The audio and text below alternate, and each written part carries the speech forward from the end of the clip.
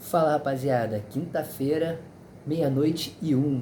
E hoje o Botafogo enfrenta o Fluminense no Maracanã às 19h30 pela terceira rodada do Campeonato Brasileiro. O Botafogo que venceu o primeiro jogo por 4-0, depois perdeu para o Grêmio por 5-3, tem 3 pontos no campeonato, um a menos do que o tricolor das Laranjeiras, que soma 4 pontos e segue à frente do Botafogo na tabela de classificação. Muito importante o Botafogo vencer esse jogo amanhã, fora de casa, o jogo no Rio, mas é fora de casa, né? Mando de campo do Fluminense, para que a gente passe o tricolor e retome o caminho das vitórias aí no Campeonato Brasileiro, sem começar a gerar um clima de afastamento do topo da tabela ou um clima de derrota já nesse início de campeonato, né? O Botafogo vai ter os reforços para o Clássico nessa quinta-feira no Maracanã, do Ítalo, do Wallace Davi, que veio do Fluminense. Olha só, é sempre as ironias do futebol. O Wallace Davi ficando disponível pela primeira vez, justamente contra o clube que o revelou, né? E também o Lucas Vidalba. Fora os relacionados, pela primeira vez, a informação do GE, essa, né? Que publicou a lista disponível para o técnico Martin Anselmo. Eu estou acompanhando aqui algumas anotações que eu fiz. Diversos atletas da base foram relacionados. Entre eles, a gente tem os zagueiros Justino e os laterais Cadu e Gabriel Abdias. Eu imaginava que até o Justino pudesse ser relacionado para esse jogo, mas em princípio, segundo o Fogão Net, relacionado, que eu digo, escalado como titular, mas em princípio, segundo o Fogão Net, também é o GE, quem deve ser titular e surpreendendo no lugar do Matheus Ponte é o Ítalo. Confesso que eu não conheço o jogador, fico na torcida para que mais uma vez o scout tenha acertado aí na escolha, né? Vamos dar uma outra olhadinha aqui, ó. A lista abaixo do GE, que eles estão colocando aqui no site do Fogão Net, dos relacionados. Geralmente o Botafogo divulga isso mais próximo do horário do jogo.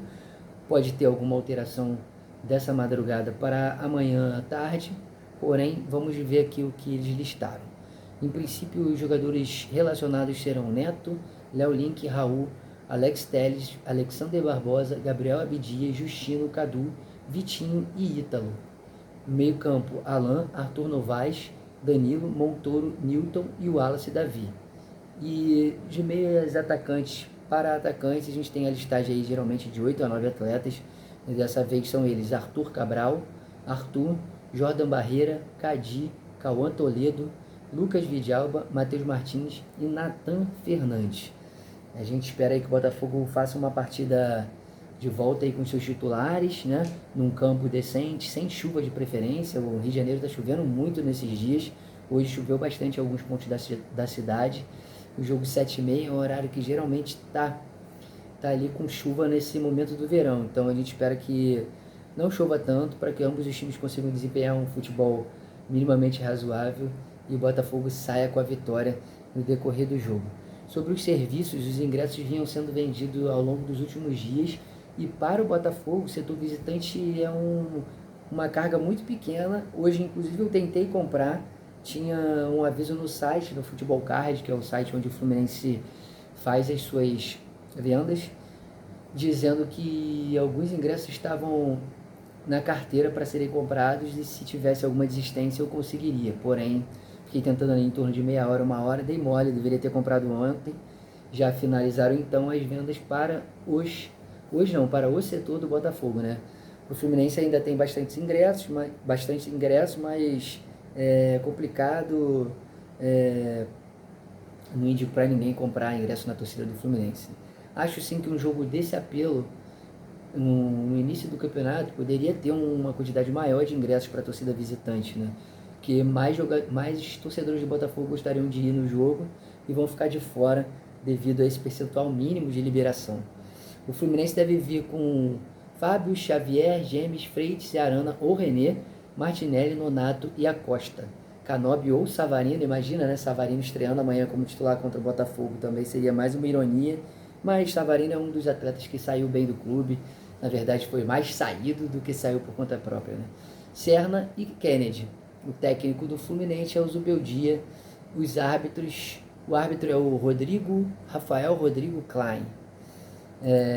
Amanhã vai ser o terceiro jogo seguido, caso o Botafogo perca, né, por Fluminense Seria a terceira vitória seguida do Fluminense. Acho que é um bom momento para que o Botafogo recupere o caminho dos triunfos e das vitórias contra o Fluminense, já que a gente fez uma sequência dos últimos 2 anos aí de 10, 11 jogos, né, sem derrota, e a maior quantidade desses jogos sendo vitórias. Muitos jogos ali apertados, é verdade, não teve muito jogo assim onde o Botafogo, apesar do pleno domínio, fez um placar muito elástico, mas a gente teve aquela sequência maravilhosa contra esses rivais e é importante que a gente já quebre essa sequência de 2 vitórias deles já no próximo jogo, para quebrar aí qualquer tentativa de repetição do que a gente fez, né? Qualquer possibilidade de, ao longo do tempo, eles irem encorpando isso e tentarem buscar o que a gente fez ao longo desses últimos 2, quase 3 anos. Amanhã a gente não vai ter o Matheus Ponte, eu acabei falando dele aqui, né? Mas é que o Ítalo deve ficar no lugar do Matheus Ponte justamente pela não disponibilidade do atleta. Outro que fica de fora, além do Joaquim Corrêa e do Marçal, é o Bastos, mas nenhum relato do Botafogo que priva muitas informações sobre lesões. Porém, eu creio que o Bastos é uma questão mesmo de poupar o atleta, porque ele jogou mais de 90 minutos, ele jogou o jogo todo contra o Vasco naquele campo pesadíssimo. A thumbnail, a capa da minha postagem no pós-jogo foi até derrota no Lamaçal, né? Então, realmente o Bastos jogando uma partida ali pesadíssima, provando para mim que se recuperou da sequência de mais de um ano ali sem jogar. Bastos que jogou a última vez antes da reestreia agora no início desse ano, lá na semifinal da Libertadores em 2024, então eu acho que é mais uma questão de administrar mesmo a parte física do atleta para no decorrer da temporada e principalmente já no próximo jogo semana que vem pela Libertadores a gente poder contar com Bastos, né? Aqui eles citam um pouco mais dos desfalques, eu esqueci de falar também do Santi Rodrigues e do Cris Ramos, né, que continuam de fora. E Botafogo amanhã, como eu já falei, vai ter, além do Wallace Davi, o Vidalba, pela primeira vez disponível. Então pode ser interessante a gente ver aí no decorrer da partida, no segundo tempo, dependendo do placar, tanto se a gente estiver ganhando com uma folga ou se a gente estiver precisando, esse jogador aí que joga pela ponta direita, pintar para tentar aí estrear positivamente pelo Botafogo.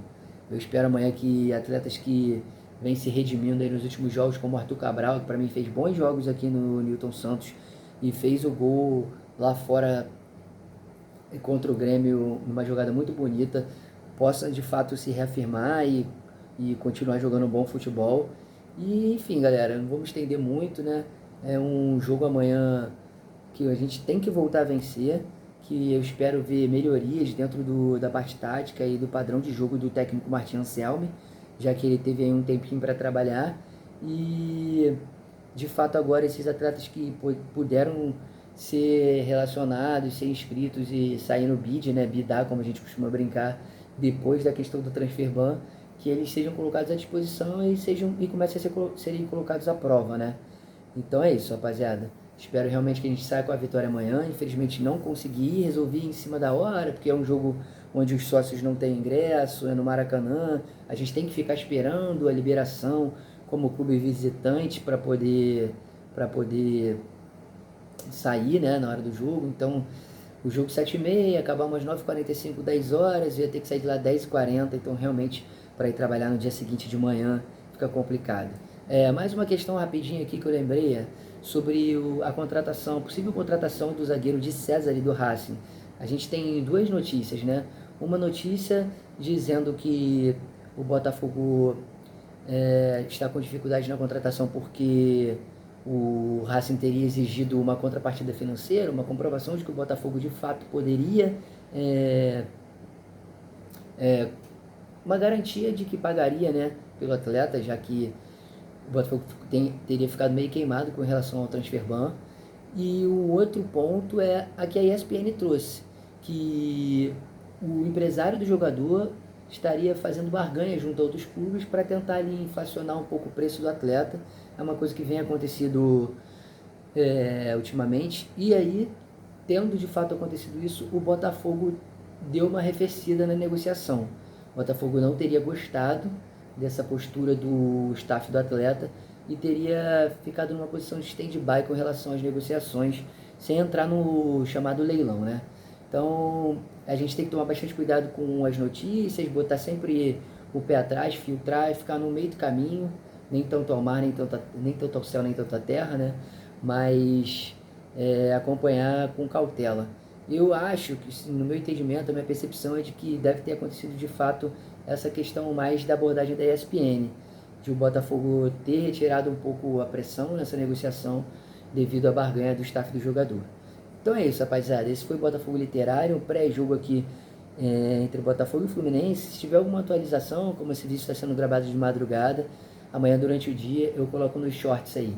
Vamos ficar na torcida para um bom resultado do Glorioso amanhã, que a gente veja aquele padrão de jogo que ocorreu no primeiro tempo contra o Grêmio e no segundo tempo mais seguro e mantendo o padrão de jogo caso a gente jogue bem, como jogou no primeiro tempo lá no Sul. Um abraço, esse foi o Botafogo Literário, eu sou Daniel Góes, jornalista. Segue e compartilha para mais gente conhecer esse reinício do trabalho do canal. Valeu, rapaziada, até mais.